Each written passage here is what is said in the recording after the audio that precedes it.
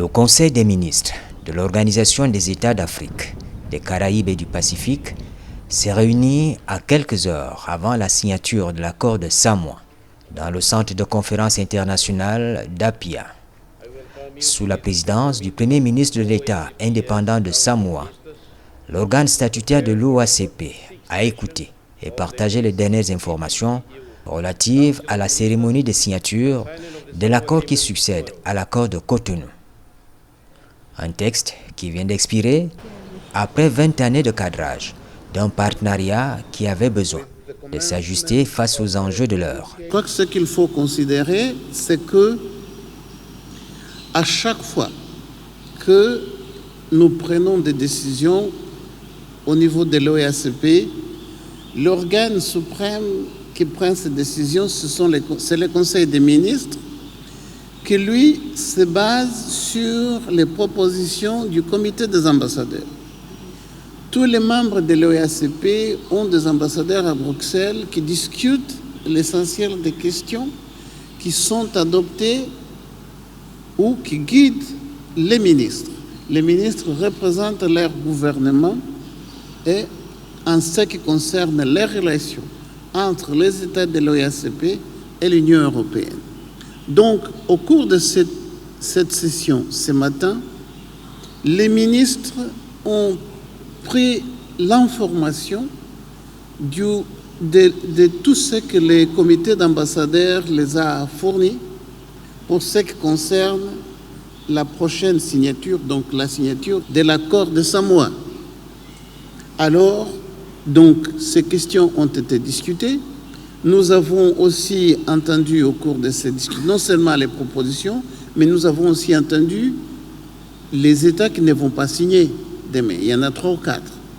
Donc, ils ont également informé les membres. Mais ils ont donc informé les membres tout en disant qu'ils ne vont pas signer, mais ils restent quand même membres de l'OACP. Donc, Cotonou est fini.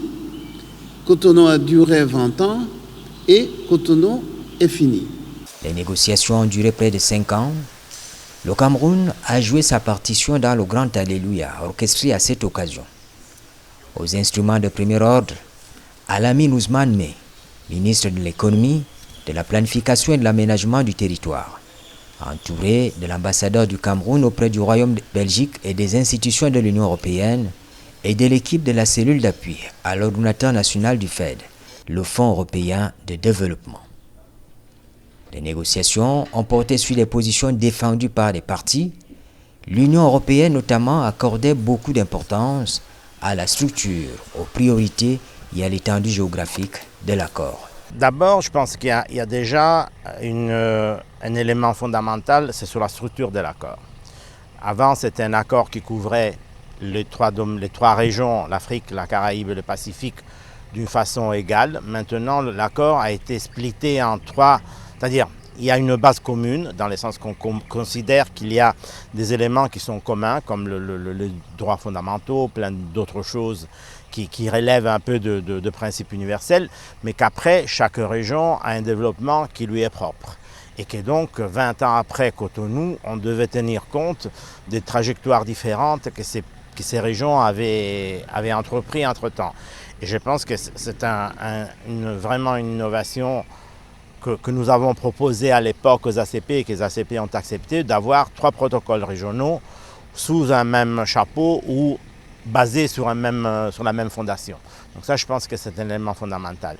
Le deuxième élément, c'est, si vous voulez, le déplacement du centre de gravité vers ce qui sont les éléments et les secteurs qui intéressent les 3 régions. Et donc, pour chaque région, d'identifier ceux qui sont les secteurs fondamentaux et ceux qui sont les réelles priorités. Donc, par exemple, le Pacifique ici, c'est la question des océans, de l'économie bleue, etc. et tout. Pour l'Afrique, je pense qu'on s'est focalisé très fort sur la question du développement économique, sur la création d'un secteur privé au niveau africain, du développement des chaînes de valeur au niveau régional et au niveau continental.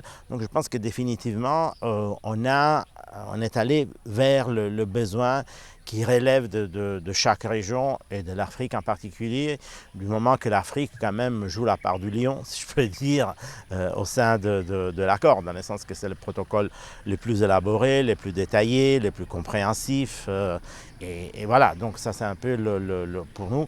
L'idée c'était de créer vraiment un partenariat entre égaux, de ne pas créer, de renverser un peu cette logique de pays bénéficiaires donateurs et donc d'aller sur un partenariat entre égaux, de discuter sur un pied d'égalité de tous les sujets, certains sujets qui peuvent fâcher, d'autres qui ne le sont pas, mais donc de s'aligner sur cela.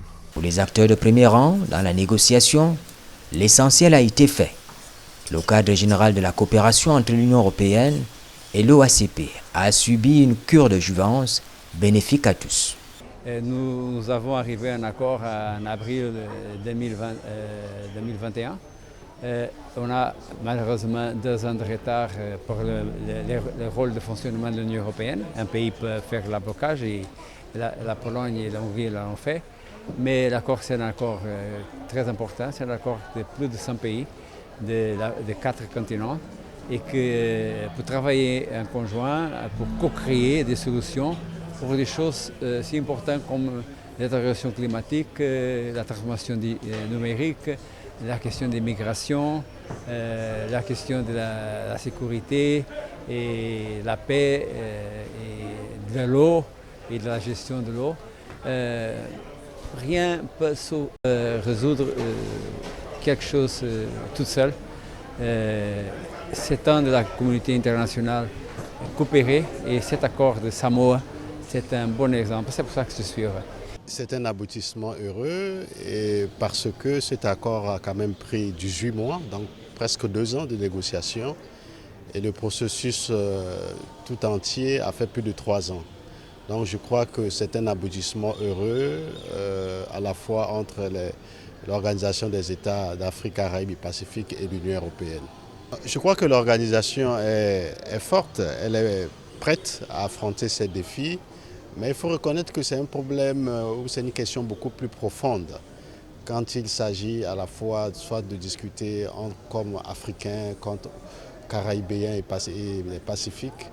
Pour l'OACP, oui, c'est une organisation qui est préparée parce que ce n'est pas la première fois que de tels accords sont signés. Mais le débat reste un débat beaucoup plus profond quand s'il faut décider dans un avenir proche ou lointain de discuter de continent à continent. Ça, c'est un débat qui est encore difficile, mais je pense que l'Afrique, comme un continent vaste avec 54 pays, l'Afrique a la capacité, elle seule, de mener ce genre de discussion. Mais ici, nous sommes dans un cadre d'une organisation et la tradition veut qu'on puisse associer les pays des Caraïbes et des Pacifiques. Dans le fond, on a pris en compte les défis du moment, la paix, la sécurité, les droits humains, la bonne gouvernance, le développement durable, les principes démocratiques, la lutte contre la pauvreté. Cet accord est un accord qui vient renforcer en termes généraux, mais qui sera signé en termes de 3 protocoles. À l'intérieur de cet accord, il y a 3 protocoles. Un protocole pour la région du Pacifique, un protocole pour l'Afrique et un protocole pour les Caraïbes. Donc, dans ce protocole, il y a la spécificité de chaque région. Alors, maintenant, qu'est-ce que est vraiment un changement fondamental dans cet accord? C'est que, comme vous savez, dans l'accord de Cotonou, la plupart de cette coopération a été financée par le FED. Donc, le FED va cesser d'exister et il y aura donc maintenant ce qu'on appelle les Indici, l'Europe globale. Donc, ça sera un seul fonds qui va financer donc cette relation. Mais cette relation est un accord politique global qui touche plusieurs secteurs de la vie socio-politique et économique de nos pays, y compris ceux qui ont à voir avec les questions environnementales. Donc, si vous voulez, c'est en fait une nouvelle étape dans le processus des relations que nos pays ont gardées et qui gardent avec l'Union européenne. C'est déjà un effort considérable pour les parties d'arriver à un accord juridiquement contraignant.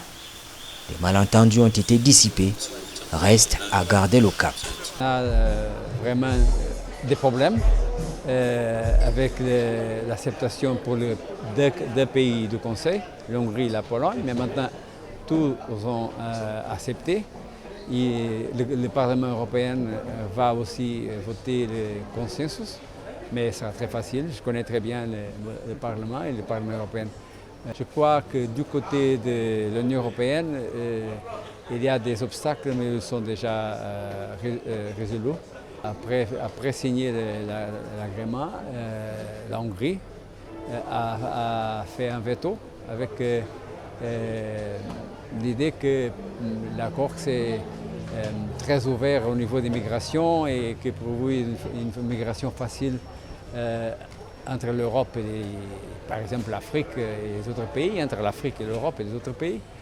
Et après c'est la Pologne qui a dit que quelques provisions au niveau des échanges des produits agricoles sont aussi pas bonnes pour la Pologne. Mais ça c'est déjà fait.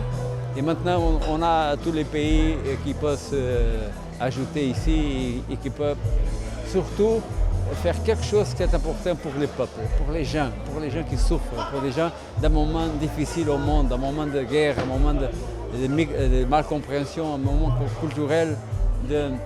C'est un accord pour la paix et pour la collaboration multilatérale, c'est très important, je crois.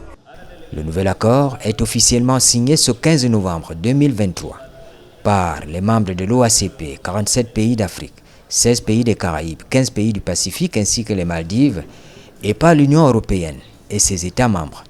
Son application provisoire commencera le premier jour du deuxième mois suivant sa signature.